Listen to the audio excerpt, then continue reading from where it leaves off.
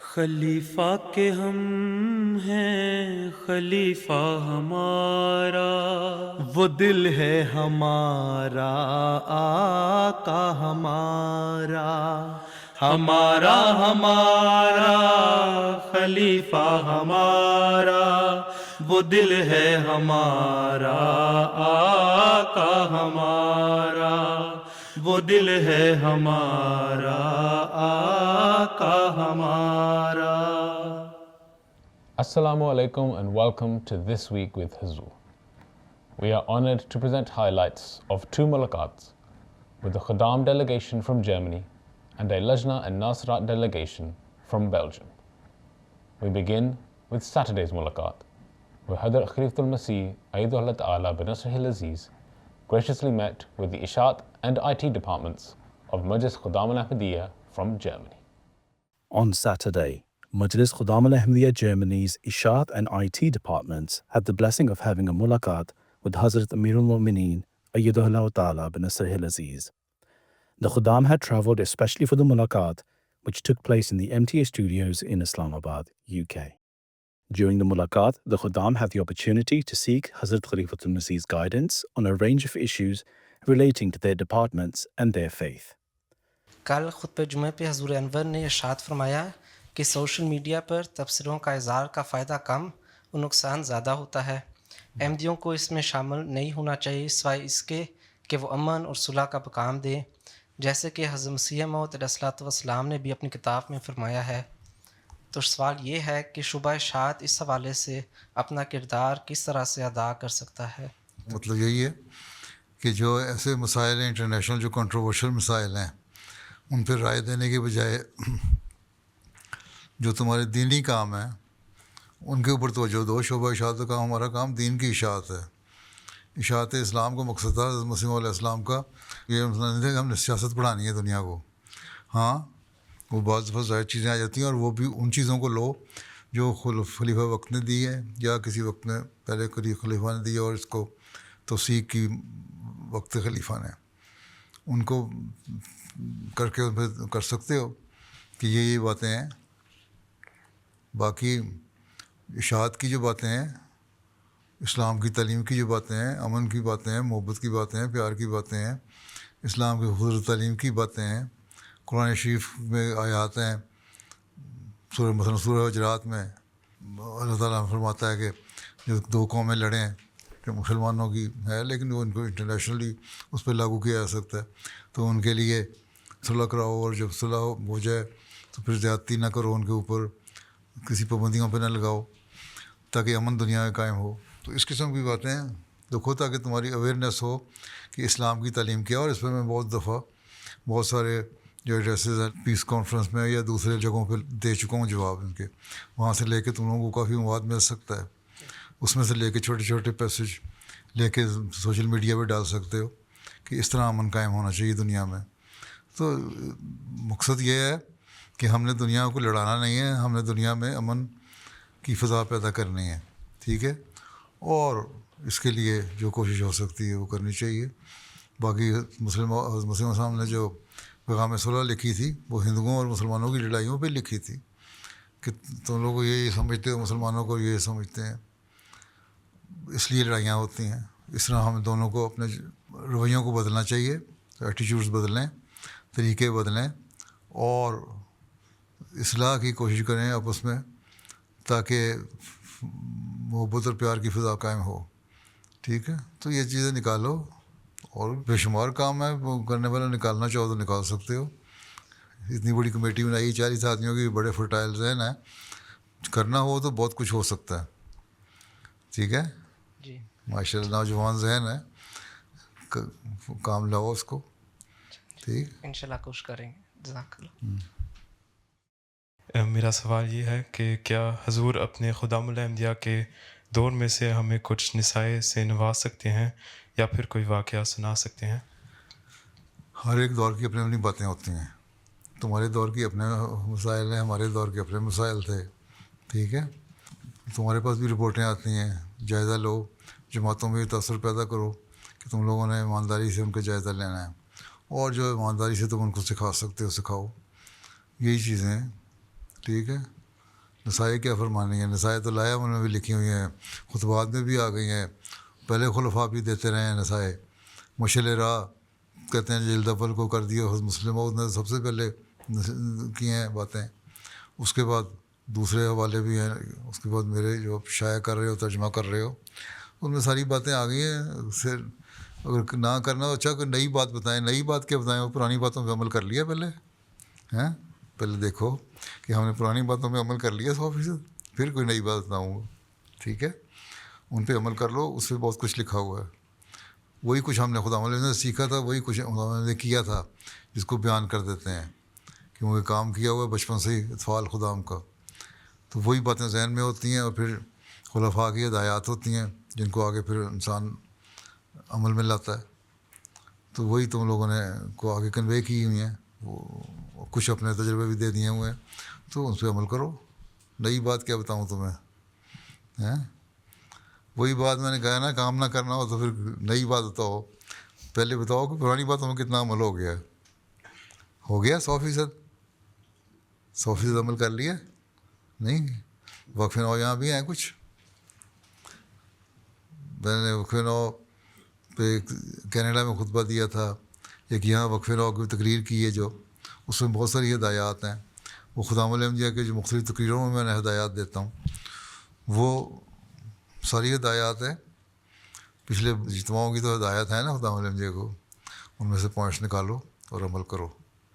جب عمل کر لو کہ 100% کو یہ تو ہم نے کر لیا کام, یہ تو ہو گیا ختم, اب تو ہو گیا, اس پہ ڈاکٹریٹ کر لیا ہم نے ہیں, PhD ہو گئے اس میں.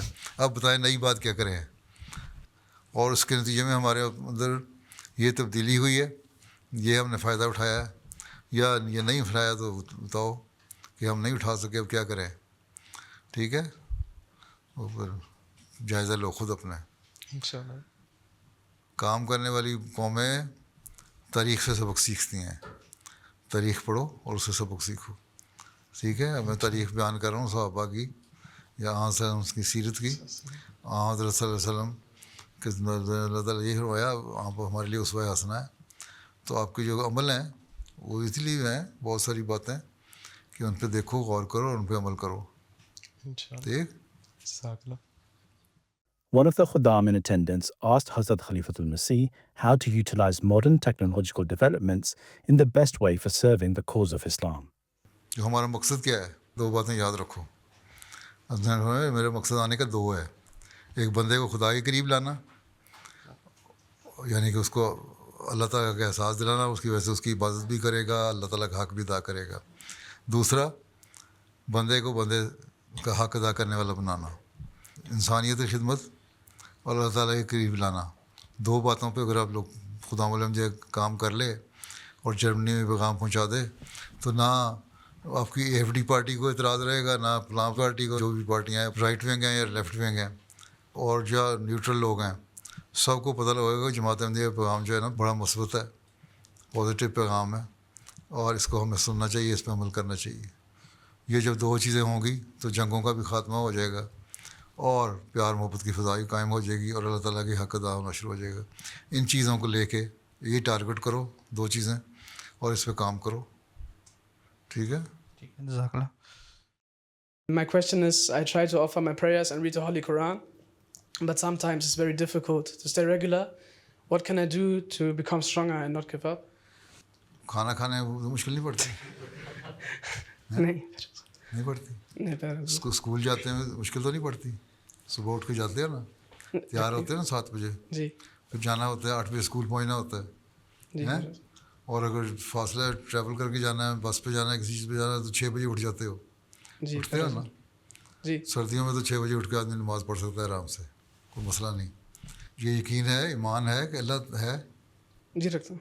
رکھتے ہو نا؟ جی. تو پھر اللہ تعالیٰ کہتا ہے کہ اگر تم مجھ پہ یقین ہے تو یہ میری باتیں ان کو مانو, اس میں اس کا حق ادا کرنا ہے. لوگ کہتے ہیں جی اللہ کو کیا ضرورت تھی؟ اللہ کہتا ہے کہ میں نے جنوں انس کو عبادت کے لیے پیدا کیا, تو اللہ کو عبادت کرانے کا شوق تھا. اللہ تعالیٰ نے آگے جواب دے دیا کہ مجھے اپنی عبادت کرانے کا کوئی شوق نہیں ہے, اور نہ مجھے پرواہ ہے تم میری عبادت کرو یا نہ کرو. یہ تو میں نے تمہاری بہتری کے لیے کر رہا ہوں، کہ تم کرو گے تو تمہیں ریوارڈ دوں گا، کیونکہ میں نے جنت اور دوزخ بنائی ہوئی ہیں. ٹھیک ہے، تو اگر اچھے کام کرو گے تو تمہیں ریوارڈ ملے گا، جنت میں جاؤ گے، برے کام کرو گے سزا ملے گی. تو اگر یہ خوف دل میں ہو کہ اللہ ہے اور ہم نے اس کی خاطر ہر کام کرنا ہے، تو پھر انسان نمازیں بھی پڑھے گا. اگر یہ خواہش ہو کہ میں نے پتہ کرنا ہے کہ اللہ تعالیٰ کیا ہے اور اس کے حکم کیا ہے، تو پھر قرآن کریم بھی پڑھو گے. اور قرآن کریم پڑھ کے تمہیں عربی میں سمجھ نہیں آتی، اس لیے اس کی ٹرانسلیشن پڑھو گے. ٹرانسلیشن پڑھ کے بھی بعض معنوں کی سمجھ نہیں آئے گی، پھر اس کی کمنٹری پڑھو گے. ٹھیک ہے، تو جب تم پڑھو گے تو اللہ تعالیٰ کے حکموں کا بھی پتہ لگ جائے گا. جب یہ شوق پیدا ہوگا، جس طرح پڑھائی میں شوق پیدا ہوتا ہے، کیا مضمون سبجیکٹ ہے تمہارے، انٹرسٹ کیا ہے؟ IT. I T. جی. اب آئی ٹی میں تم کہتے ہو آئی ٹی ہو تو کمپیوٹر میں بیٹھ کے میں کام کرتا رہوں، اس پہ تم بیٹھے رہتے ہو گے. کوئی انٹرسٹ ہے نا، جی. وہی انٹرسٹ ڈیولپ کرو قرآن کریم کی تعلیم کے لیے. کم از کم 1 گھنٹہ تو پڑھو نا، تاکہ پتہ لگے. بس چھوٹے چھوٹے بچے بھی ہیں، وہ بڑے بڑے سوال کرتے ہیں. دیکھا میں نے 10 سال کے بچے، 11 سال کے نہیں ہوئے، وہ بائبل اور قرآن پڑھ کے کمپیئر کرنے لگ گئے ہیں. آپ مجھ سے ایسے سوال کرتے ہیں بعض بچے، اور خود پڑھ کے، یہ نہیں ہے مجھے کسی نے بتایا ہوتا، میں نے دیکھا ہے ان کو کہ خود پڑھتے ہیں. بائبل بھی پڑھی، قرآن بھی پڑھا. انہوں نے کہا بائبل میں یہ چیز جو ہے یہ تو کنٹراڈکٹ کر رہی ہے اس کی باتوں سے، قرآن کریم یہ کہتا ہے، یہ ذرا صحیح کہتا ہے. اور تو یہ تو انٹرسٹ ڈیولپ کرنے کی بات ہے. جب خواہشات جو ہیں، جو پریفرنسز ہیں، ان کو دیکھنے کی بات ہے، کیا ہماری پریفرنس ہیں. اگر صرف یہی ہے کہ میں آئی ٹی کرنا ہے تو میں آئی ٹی میں بیٹھا رہوں سارا دن اور نماز بھول جاؤں، تو فائدہ کوئی نہیں. جی. وقت تو یہ میرا پڑھائی کا وقت ہے، یہ میری عبادت کا وقت ہے، نمازوں کا. یہ نماز پڑھنی ہے، میں نے اتنا وقت میں نے قرآن کریم پڑھنے کو دینا ہے، یا لٹریچر پڑھنا جس سے مجھے قرآن شریف سمجھ آئے. ٹھیک ہے، جی. اور یہ میرا پڑھائی کا وقت ہے، اتنا میں نے دینا ہے. ابھی 24 گھنٹے میں سے 6-7 گھنٹے سوتے ہو، 4-5 گھنٹے اسکول میں جاتے ہو، 2-3 گھنٹے ٹریول وغیرہ میں چلا جاتا ہے، کچھ 1-2 گھنٹے کھیلتے بھی ہو کوئی گیم وغیرہ، تو یہ 14-15-16 گھنٹے بنتے ہیں. 18 گھنٹے بھی بن جائیں تو کچھ گھنٹے بچتے ہیں. تو ان میں دیکھو ہماری نمازوں کا وقت بھی ہے اور دینی علم حاصل کرنے کا وقت ہے. اس کو ڈیوائڈ کرنا ہوگا اپنے وقت کو. شوق پیدا کرو، اور وہ شوق پیدا ہوگا جب اللہ تعالیٰ پہ یقین کامل ہو جائے گا. خوف بھی ہوگا اس کا کہ اللہ تعالیٰ پوچھے گا میرے سے سوال کہ دنیا تو بہت کما لی تم نے، آئی ٹی کے تو بڑا پرفیکشن حاصل کر لی، کو میرے بارے میں کوئی سوچا کبھی؟ اللہ کے بارے میں اللہ تعالیٰ کہے گا ہیں. تو جب یہ سوچو گے، اس سوچ سے کام کرو گے، تو پھر آپ ہی پیدا ہو جائے گا کہ کس طرح ہم نے قابو پانا ہے ان مشکلات کو. انشاءاللہ. ٹھیک ہے. ٹھیک ہے. جزاک اللہ. خاکسار کا سوال ہے کہ جہاں آج کل کے زمانے میں بچوں کی تربیت مشکل ہے، وہاں 3 بیٹیوں کے والد کی حیثیت سے کیا کیا جائے کہ بچے ماں کے ساتھ ساتھ باپ کے ساتھ بھی اٹیچ ہوں اور وہ تربیت کر سکیں؟ ماں باپ دونوں کو کوشش کرنی چاہیے کہ بچوں سے ان کا خیال رکھیں، ان سے سوال پوچھیں. اور آج کل کے بچے ذہین ہوتے ہیں، پڑھتے ہیں. سر نے بتایا نا اس کو بھی کہ 10-11 سال کی عمر کے بچے بھی سوال کر لیتے ہیں بعض بائبل کے. ہماری جب 10-11 سال عمر سے ہم سوچ بھی نہیں سکتے تھے کہ ہم بائبل پڑھیں گے اس طرح، یا قرآن کریم کو اس طرح گہرائی سے پڑھیں گے جس طرح آج کل کے بچے پڑھ لیتے ہیں بعض. تو ان میں شوق پیدا کرو، اپنا عمل سامنے دکھاؤ گے، اپنا نمونہ دکھاؤ گے، تو بچے وہ دیکھیں گے، پھر وہ پڑھیں گے اور سوال بھی کریں گے. اور جب وہ سوال کریں گے تو ان کے جواب دو. اور وہ جواب اسی وقت انسان صحیح دے سکتا ہے جب خود بھی اس پہ عمل کر رہا ہو. تو اپنے نمونے قائم کرنے ہوں گے بچوں کے سامنے. ٹھیک ہے. اب بعض لوگ کہتے ہیں جی بیٹیاں ماؤں کی ذمہ داریاں ہیں. ٹھیک ہے، ماں کی ذمہ داریاں ہیں، لیکن باپ سے بھی دوستی ہونی چاہیے بیٹیوں کی اور بیٹوں کی بھی. ٹھیک ہے. جی. چلو. پیارے حضور، میرا سوال ہے، کبھی کبھی زندگی میں ایسے صورتحال کا سامنا ہوتا ہے، چاہے وہ شادی ہو یا پڑھائی ہو یا کوئی اور معاملہ ہو، جو پہلی نظر میں سمجھنا بہت مشکل ہوتا ہے. ایسی صورتحال میں مجھے کیسا یقین ہو سکتا ہے کہ یہ اللہ کی پلاننگ کا حصہ ہے اور میرے لیے بہتر ہے، اگرچہ میں اس کا بھلا مقصد فوراً پہچان نہیں پاتا. ایسے حالات میں میں اللہ پر اپنا اعتماد اور یقین کس طرح بڑھا سکتا ہوں؟ بات یہ ہے کہ یہ یقین ہے کہ خدا تعالیٰ ہے، میں نے اس کو بھی بتایا تھا، ہے نا. یہ یقین ہے کہ اللہ تعالیٰ سنتا بھی ہے بندوں کی، جی ہے. کبھی سنی بھی ہے کبھی دعا، جی سنیے. ٹھیک ہے نا. چلو تجربہ تو ہو گیا نا کہ اللہ سنتا ہے. تو اس لیے جب ایسے مسائل ہوں دعا کرو. تو ضروری نہیں ہوتا کہ اللہ تعالیٰ کو خوابیں دکھائے. لوگوں کو خوابوں پہ آج کل بڑا وہ ہو گیا، خواب نہیں آئی، خوابیں نہیں آیا کرتی، نہ الہام ہوتے ہیں ہر ایک کو. ٹھیک ہے. دل کی ایک کیفیت ہوتی ہے، دل میں تسلی ہوتی ہے. دعا کرو، نفل پڑھو، 5 دن 7 دن 8 دن 10 دن ہیں. اور بہت ہی مسائل بڑے ہیں تو 40 دن تک نفل پڑھو ہیں. رات کو عشاء کے بعد دعا کرو. اس کے بعد جو دل میں تسلی ہو اس کے بعد فیصلہ کر لو. ٹھیک ہے. یہی. اور اللہ تعالیٰ سے کہو اگر تیرے لیے یہ بہتر ہے تو میرے دل کو تسلی دے اور اس مجھے اعتماد پیدا کر میرے دل میں. ٹھیک ہے. اور اگر نہیں بہتر تو میرے دل سے جو بھی خیالات ہیں جو باتیں ہیں ان کو ٹال دے، دور کر دے. مجھے واضح طور پر اس سے دوری کے لیے ایک دل میں ایک احساس پیدا کر دے. تو اللہ تعالیٰ کر دیتا ہے پھر. تو یہ تو تعلق کی بات ہے. ہم صرف دنیاوی کاموں کے لیے اللہ کے پاس جاتے ہیں. ٹھیک ہے. جب ہمارے مسائل نہیں ہوتے ہم اللہ کی طرف اس طرح نہیں گڑ گڑاتے. حالانکہ کم ہفتے میں 1 2 3 دفعہ ویسے بھی جانا چاہیے نا اللہ کو کہ اللہ تعالیٰ تو ہے، ہم تجھے پانا چاہتے ہیں. ٹھیک ہے. اور تجھے پانے کے لیے ہم تجھ سے مانگتے ہیں کہ تو ہمیں بتا راستہ. اہدنا الصراط المستقیم کی دعا مستقل پڑھتے رہا کرو. ٹھیک ہے. جب وہ ہم ایک ہدایت ملے گی اللہ کی طرف سے، پھر جو کام بھی آپ کریں گے اس کی طرف بھی اللہ تعالیٰ رخ پھیرے گا اور اللہ تعالیٰ بتائے گا کہ میں ہوں. اور اس پہ رہنمائی بھی مل جائے گی، اعتماد بھی قائم ہو جائے گا دل کو. اگر شکوک میں پڑا رہے انسان اور یہ کہے کہ حساب کے سوال کی طرح 1+1 2 کی طرح میرے لیے کوئی واضح حکم آ جائے، وہ تو نبیوں کو بھی نہیں ہوتا. وہ بھی ان سے اجتہادی غلطیاں ہو جاتی ہیں. بلکہ حضرت صلی اللہ علیہ وسلم سب سے بڑا نبی تو کوئی نہیں، آپ سے بھی بعض اجتہادی غلطیاں ہوئیں. تو آپ نے فرمایا یہ اللہ تعالیٰ کی مرضی یہ نہیں تھی، یہ تھی.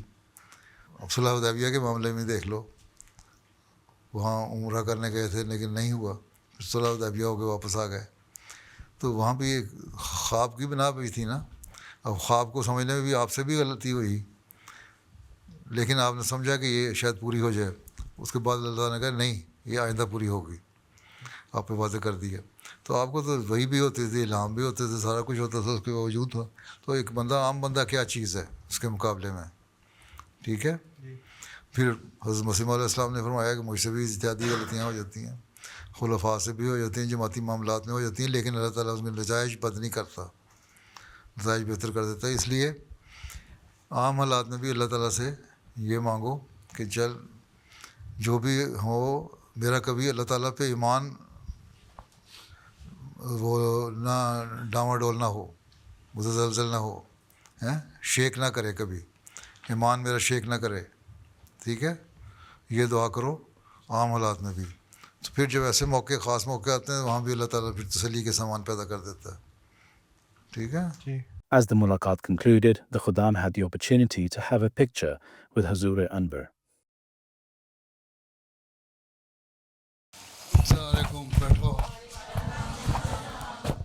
The following day on Sunday, National Amla and Nasrat from Belgium had the blessing of having a mulaqat with Hazrat Khalifatul Masih. The Nasrat and Lajna members had travelled especially for the mulaqat, which took place in the MTA studios in Islamabad. During the mulaqat, the Lajna and Nasrat members had the opportunity to ask questions on a range of issues relating to their faith. ہم جماعتی literature کو نئی نسل کے لیے کیسے دلچسپ بنا سکتے ہیں؟ جو کنٹمپریری ایشوز کے اوپر سوالات ہیں نا، یا ایسے سوال جو زیادہ زیادہ بولے جاتے ہیں سمجھنے کی ضرورت ہوتی ہے، جہاں ایسے مذہبی سوالات جن کی ضرورت ہو، ایسے سوالات جن کی لجنا اور عورتوں یا لجنا اثرات سے لڑکیوں سے تعلق ہے، ایسے سوالات جن کا خدا تعالیٰ کے وجود ایگزسٹنس سے تعلق ہے، ایسے سوالات جن کا حضرت صلی اللہ علیہ وسلم کی سیرت سے تعلق ہے، صحابیات کے سیرت سے تعلق ہے، ایسے سوالات جو حضرت مسیح علیہ السلام سے متعلق ہیں اور جو مختلف خلفاء نے مختلف وقتوں میں بیان کیے ہوئے ہیں یا میں بیان کرتا رہتا ہوں، ان کو کمپائل کر لو, ایک بکلیٹ سی بنا لیں یا کتاب بنا لیں یا ایک ڈائری بنا لیں, اس کو ترجمہ کریں, اس کو اپنے طور پہ ایک چھوٹی سی ٹیکسٹ بک کے طور پہ پرنٹ کرا لیں, فرینچ میں اور فلیمش میں اس کو ترجمہ کر کے دے دیں. ضروری نہیں ہے کہ ساری کتابوں کو دیا جائے, وہ مسائل جو وہاں کے ہیں ہر ایک کے, ان کو تو مسائل کا نہیں ضرورت ہر ایک کو. فی الحال دیکھیں کہ بنیادی طور پر کیا چاہیے. خدا تعالیٰ کی ایگزسٹنس, حضرت صلی اللہ علیہ وسلم کی سچائی, آپ کا ختم نبوت ہونا, آپ کے اسلامی مسائل, عورتوں کے مسائل, حضرت مسیح علیہ السلام نے عورتوں کے متعلق میں کیا رائٹس دیے, علیہ وسلم نے کیا رائٹ دیے. یہاں کا آج کل یہی ایشو زیادہ ہوتا ہے نا کہ ویمن رائٹ کیا ہیں, وہ پتہ لگے لڑکیوں کو لجنا, خاص طور پہ 13-14 سال کی جو ہو جاتی ہیں کہ یہ رائٹس ہیں. اور اس پہ میں بہت ساری تقریریں کر چکا ہوں, آیتوں کے حوالے سے, حدیثوں کے حوالے سے, تاریخ کے حوالے سے. انہیں کو ترجمہ کر کے اگر دے دو تو کنٹمپریری ایشو اسی میں سے بیان ہو جاتے ہیں. خلفاء کی اور باتیں, مسلم عود نے بہت ساری باتیں بیان کی ہیں, اور ان کو میں کئی دفعہ کوٹ تقریروں میں کر چکا ہوں, یا خود دیکھ لو ان کی کتابوں میں سے. تو یہ نکال کے ایک چھوٹی سی بکلیٹ سی بنا لو, سو اس کو ان کو دے دو, اسی سے ان کے سوال حل ہو جائیں گے. One of the Nasrat members in attendance asked Hazrat Khalifatul Masih how he is able to answer all the questions that are asked of him. مجھے ہر سوال کا جواب نہیں آتا, جتنا آتا ہے وہ میں دے دیتا ہوں. جو نہیں آتا میں کہتا ہوں تم لکھ کے دے دو, پھر میں دیکھ کے پڑھ کے پھر اس کا جواب دے دوں گا. ٹھیک. میرا سوال ہے کہ جب خانہ کعبہ پر پہلی نظر پڑے تو جو دعا کریں وہ قبول ہوتی ہے. پیارے حضور, ہمیں کون سی دعا مانگنی چاہیے؟ جزاک اللہ. یہ تو تمہارے دل کی بات ہے نا, جو تمہارے دل میں آتی ہے دعا فوری طور پہ کرو. حضرت خلیفہ ابو نے لکھا ہے کہ میں کیا دعا کروں, تو میں نے یہ دعا کی تھی, اللہ تعالیٰ میں جو دعائیں کروں قبول کر لے. یہ بہت بڑی کمپریہنسو دعا ہے. ٹھیک ہے. تو جو دل سے دعا, تو وہ چیز ہے دل سے نکلے ہیں, رٹی رٹائی باتیں کرنے سے تو دعا نہیں ہوتی. دعا تو وہ ہوتی ہے دل کا جذبات کا خیال ہو, تمہارے دل سے نکلے گی, تمہارے جذبات کا اظہار ہوگا, تمہارا ذہن اس طرف توجہ کرے گا, تمہاری آنکھیں آنسو آئیں گے, تمہاری جذبات کا اظہار ہوگا, تو وہ دعا پھر اللہ تعالیٰ سنتا ہے. اس لیے وہ دعا کرو جو دل سے نکلے. تو وہ ہر ایک اپنے اپنے مطابق دعا کرتا ہے. تو ہماری دعائیں تو یہی ہیں نا کہ اللہ تعالیٰ دنیا میں لوگوں کو عقل دے اور سمجھ دے, اور اللہ تعالیٰ کی طرف توجہ کریں, وہ اللہ تعالیٰ کو ماننے والے ہوں, اس کی عبادت کرنے والے ہوں, اور اسلام دنیا میں پھیلے. یہ ہماری تعلیم ہے. یہ اگر ہمارے ذہنوں میں ہوگا تو جب تم جاؤ گی تو وہاں تمہارے ذہن میں پہلی جو دعا کا اظہار ہوگا وہ یہی ہوگا, اللہ تعالیٰ اسلام کو غلبہ عطا فرمائے. باقی دل کی دعائیں حضرت خلیفہ اول نے دعا کی, اور حضرت خلیفہ اول کی دعائیں یا کیا تھیں کہ اللہ تعالیٰ کی وحدانیت قائم ہو اور دنیا میں اسلام کو بول بالا ہو. اس لیے انہوں نے ایک ہی دعا کر لی کہ اللہ تعالیٰ میری دعائیں قبول کر لے. ٹھیک. جی ٹھیک ہے, جزاک اللہ. During the mulaqat, one of the Nasirat asked Hazrat Khalifatul Masih why non-Ahmadi Muslims translate the Holy Quran in a different way to Ahmadi Muslims for verses which mention the death of Hazrat Isa alayhi salam. بہت سارے جو پرانے بزرگ گزرے ہیں, علماء اسلام کے اندر ہی, انہوں نے ترجمہ یہی کیا ہوا ہے جو ہم کرتے ہیں. اللہ تعالیٰ کہتا ہے میں نے اپنی طرف اٹھا لیا. اس کا مطلب یہ ہے ان کا جو درجہ بلند کیا, اللہ تعالیٰ کی طرف کو لے جا نہیں سکتا. اللہ تعالیٰ نے دوسری جگہ قرآن شریف میں یہ فرمایا ہے کہ کوئی انسان زندہ عثمان پہ نہیں جا سکتا. ایک طرف تم مانتے ہو کہ حضرت صلی اللہ علیہ وسلم سب سے بڑے نبی اور سب سے پیارے نبی ہیں اللہ تعالیٰ کے, ٹھیک ہے. ان کو تو اللہ تعالیٰ نے اٹھایا نہیں زندہ, عیسیٰ علیہ السلام کو اٹھا لیا ہے, اور پھر 2000 سال سے وہاں رکھا ہوا. اس کا مطلب ہے کہ یہ ساری باتیں سمجھنے والی ہیں. پرانے علماء نے جو حضرت مسیح علیہ السلام سے پہلے تھے, انہوں نے اس کو سمجھا, انہوں نے بھی وہی ترجمہ کیا جو ہم کرتے ہیں. یہ صرف ہم نہیں کرتے, ہماری کتابوں میں لٹریچر میں ریفرنس ہیں پرانے لوگوں کے کہ یہ دیکھو انہوں نے بھی وہی ترجمہ کیا ہے جو ہم کر رہے ہیں. کیونکہ اللہ تعالیٰ کسی انسان کو زندہ آسمان پہ نہیں لے کے جاتا. اللہ تعالیٰ نے یہی فرمایا ہے کہ اسی زمین میں تم رہو گے, اسی زمین میں تم مرو گے, اور یہیں مرتے ہیں انسان. اور یہیں دفن ہوتا ہے, کوئی زندہ آسمان پہ نہیں جاتا. اس لیے عیسیٰ علیہ السلام کوئی خاص چیز نہیں تھے. بحث کرو نا ان سے, ٹھیک ہے اب 2000 سال گزر گئے, اب عیسیٰ نے آنا تھا, آتا کیوں نہیں ہے؟ اس لیے وہ جو ترجمہ پرانے لوگوں کا ہے نا, وہ تفسیر پڑھو اگر تم, تو اس میں بھی یہی لکھا ہے جو ہم کہتے ہیں. ایک آدھ بات میں اختلاف ہے, ان سے کہو دلیل کیا ہے. حضرت مسیح موعود علیہ السلام نے لکھا ہے 30 آیتیں ہیں جس میں ثابت ہوتا ہے کہ عیسیٰ علیہ السلام فوت ہو گئے, اور وہ 30 آیتیں یہ ثابت کرتی ہیں. ان کو کس طرح تم جسٹیفائی کرو گے؟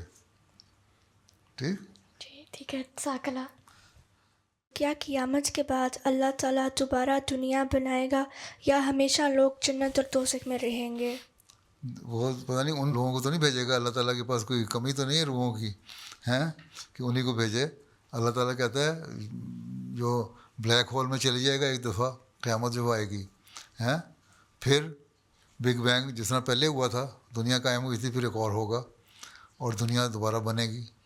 وہ کس طرح بنے گی وہ اللہ تعالیٰ بہتر جانتا ہے, اس کا ہمیں نہیں پتہ. قرآن شریف یہی کہتا ہے کہ میں لپیٹوں گا دنیا کو, اور اس کا جس کو ہم سائنس کی زبان میں بلیک ہول کہتے ہیں اس میں چلا جائے گا. پھر دوبارہ کہتا ہے میں دنیا کو قائم کروں گا جس کو بگ بینگ کہتے ہیں, ٹھیک ہے, وہ سائنس کی زبان میں. تو اللہ تعالیٰ بنائے گا, اور کون لوگ ہوں گے وہ اللہ بہتر جانتا ہے. ہم تو وہیں ختم ہو جائیں گے نا. ہم تو جو اس دنیا کے لوگ ہیں وہ ختم ہو گئے, دوبارہ دنیا میں نہیں آنا موجیں کرنے کے لیے. سمجھ آئی؟ جی جزاک اللہ. As the mulaqat concluded, the Nasrat received the gift of pens. The Sadr Lajna then mentioned that in Belgium the government is looking into mosques and the activities that take place there. She expressed that worry that they may have to reduce their events in the mosque.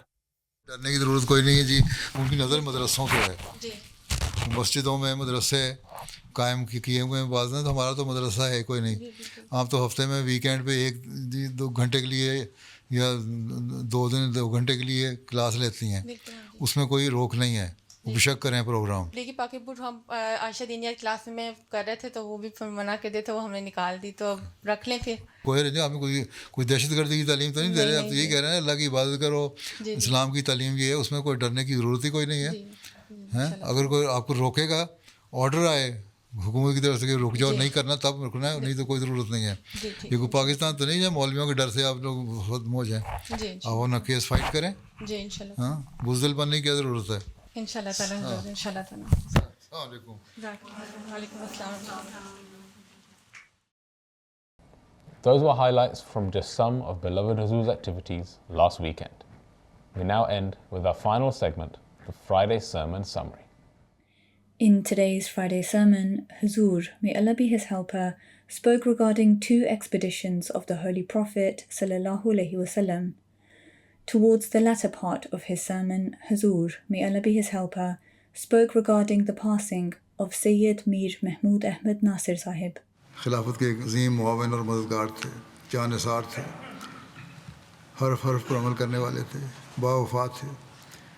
ایسے سلطان نصیر تھے جو کم ہی ملتے ہیں. عالم و عمل تھے.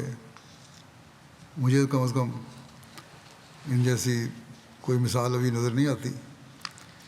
اللہ تعالیٰ کرے کہ اللہ کے خزانے میں تو کوئی کمی نہیں ہے. اللہ کرے کہ ایسی مثالیں اور بھی پیدا ہو جائیں, اور ایسے باوفا اور مخلص اور تقوی پہ چلنے والے مددگار اللہ تعالیٰ خلافت احمدیہ کو عطا فرماتا رہے, اور ان کے اولاد کو بھی ان کے باپ کی دعاؤں کا حصہ دار بنائے, اور ان کے عمل پر, ان کی نصیحتوں پر چلنے کی توفیق عطا فرمائے.